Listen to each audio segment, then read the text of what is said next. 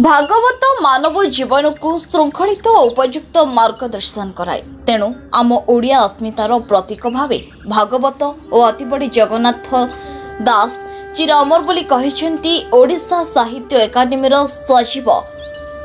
सुबोध आचार्य। ओडिया भाषा साहित्य और संस्कृति विभाग आनुकूल्य ओडिशा साहित्य एकाडेमी पक्षर सात लहड़ी मठ परिसर में अतिबड़ी जगन्नाथ दासों राज्यस्तरीय जयंती समारोह अनुष्ठित होता। एथिरे ओडिया अस्मिता और ओडिया भागवत शीर्षक आलोचना चक्र रे जोगदे सचिव श्री आचार्य ओडिया भागवतकार अतिबड़ींकर ओडिया संस्कृति प्रति दान अतुलनीय और अनन्य बोली कहवा सह मानव समाज थिबा जाए भागवतर प्रासंगिकता रहिथिबो बोली कहितले। श्री जगन्नाथ तत्वर विशिष्ट गवेषक भाष्यकार डॉक्टर भास्कर चंद्र मिश्र, डॉक्टर नरेश चंद्र दास, डॉक्टर अंशुमान कर, सचितानंद बेहरा, संस्कृति विभाग उपनिर्देशिका सुचिस्मिता मंत्री प्रमुख भागवत प्रणेता अतिबड़ी जगन्नाथ दासों रचित ओडिया भागवत दीर्घ 500 वर्षर ऊर्ध्व धरी भारतवर्ष में धर्मीय जनजागरण सृष्टि सह श्री जगन्नाथ और उत्कलीय संस्कृति को विकसित करी चली। मनीष जीवन को उपयुक्त मार्गदर्शन पाई भागवत श्रेष्ठ माध्यम बोली कहिथिले। ओडिया भाषा प्रतिष्ठान पूर्वतन सभापति तथा साहित्यिक डॉक्टर कैलाश चंद्र टिकायत राय एथिरे अध्यक्षता करी भागवत ओडिया जातिर धर्मीय भावना पाई पवित्र ग्रंथ सदृश और यह जुग पर जुग मानव जाति को नीति और आदर्श पथरे जीवाको प्रेरणा देउथबो बोली कहितले।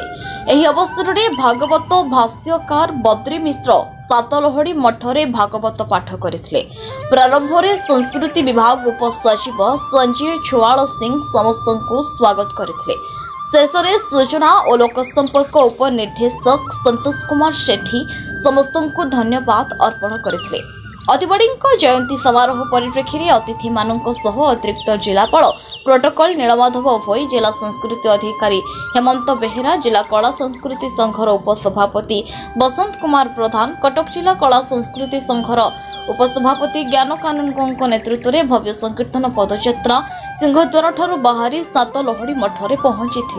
एही कार्यक्रम में कवि विपिन दलाई, कृष्णा महापात्र, अजय पंडा, चंद्रशेखर महारणा, लोकनाथ महांती, प्रशांत कुमार त्रिपाठी, प्रभाकर साहू, मठर तत्वावधारक वामदेव नंदों समेत पुरी जिलार और ओडिशार विभिन्न स्थानर कीर्तन दल, पालाकार, कलाकार, विभिन्न महाविद्यालयर छात्र छात्री जोग देइथिले।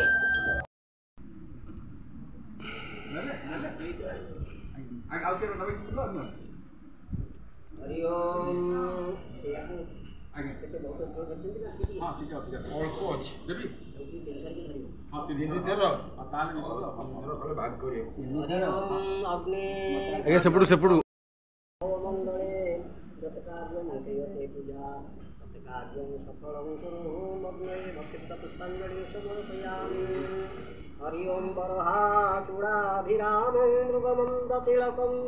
कुंडलाक्रंतवंदा कुंजाक्षं कम्बकंठं स्मितसुभगमुखं स्वाधरे न्यस्तवेणु श्यामं सौम्यं चिदंगं रविकरवसनं भूषणं वैजयन्त्यां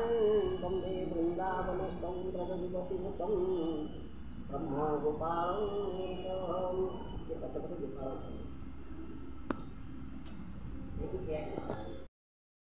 प्राणी नित्य से भगवत साधु जन परमहंस चित्त ज्ञान ताहार विष्णु कथा जे हे आनंद है मने अन्य जे गुण कथा मान इच्छा न करती जे वही ब्रह्म मंत्र रे दीक्षा पाई पितार आज्ञा पाई करी अपनी पालन विचारी प्रवति संसार व्यवहार मन को तहु कला दूर निज लोकर पराभव सहिला अपना स्वभाव टिके टिके रागो आपण आगे टिके रहतो आसुछ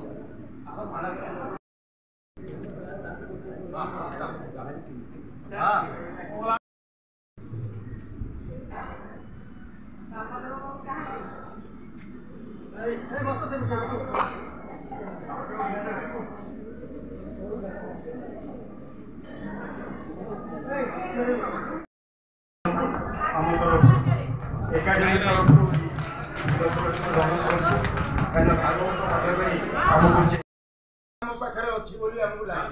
ଆମେ ଜିଲ୍ଲା ସହ ଅଛୁ ନାଇଁ ଟାଣ ଲାଗିବ ଏଠି ବସିଲେ ଟାଣ ଲାଗିବ କଥାଟା ପ୍ରଶାସନ ଆଉ ଆମେ ଯୋଉ ପ୍ରଜା ଆ ଭିତରେ ଗୋଟେ ପାର୍ଥକ୍ୟ ସବୁବେଳେ ଅଛି କିନ୍ତୁ ସେଇ ଲୋକଟି ପାଖରେ ନାହିଁ ତେଣୁ ଆମକୁ ସହଜ ହୁଏ ସେଇ ଲୋକ ଜରିଆରେ ଯୋଡ଼ିଏ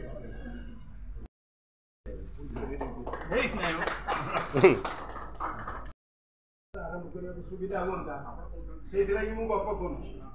ଶୁଣା ଯାଉଛି ବୋଧେ ଶେଷ ଲୋକଙ୍କ ଶୁଣା ଯାଉଛି ଆପଣଙ୍କର ବ୍ୟକ୍ତିମାନେ ୟାକୁ ଦେଖୁଥିବେ ଆପଣମାନଙ୍କ ଆଲୋଚନାକୁ ଶୁଣୁଥିବେ ସେଇ ଯେଉଁମାନେ ଶୁଣୁଥିବେ ଯେଉଁମାନେ ଏଇଠି ଅଛନ୍ତି କାରଣ ଆମେ ବିଶ୍ୱାସ କରିବା ଦରକାର ଗୋଟିଏ କଥା ଗୋଟିଏ ତୁଣ୍ଡରୁ ବାହାରିଥିବା ଗୋଟିଏ ଶବ୍ଦ ଖାଲି ତାହା ଗୋଟିଏ ଶବ୍ଦ ନୁହଁ। जय जगन्नाथ मु चंद्रकांति महांती निमापड़ा ब्लॉक कीर्तन मंडली नहीं सातलवाड़ी मठ जो अतिवड़ी दास जो प्रथम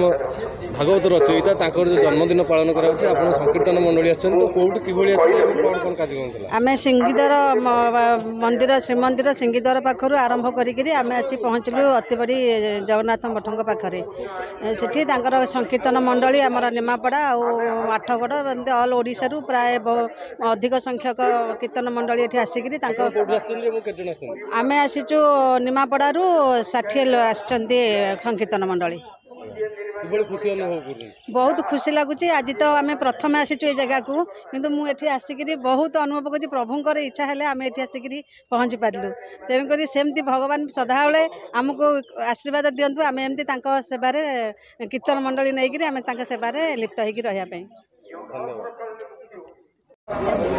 रही। आज्ञा नमस्कार जय जगन्नाथ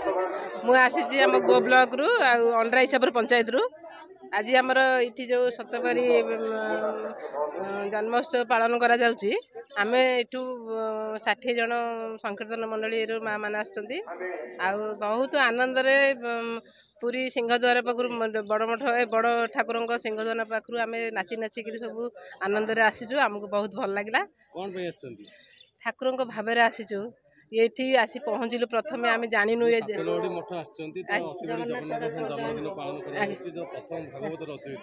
प्रथम भागवत लिखी से बढ़िया लगुच आम प्रथम थरिक आसीचु आमको एत खुशी लगुच आमको ये संध्या पर्यंत आम रहा भी इच्छा आम संध्या पर्यंत रही शेष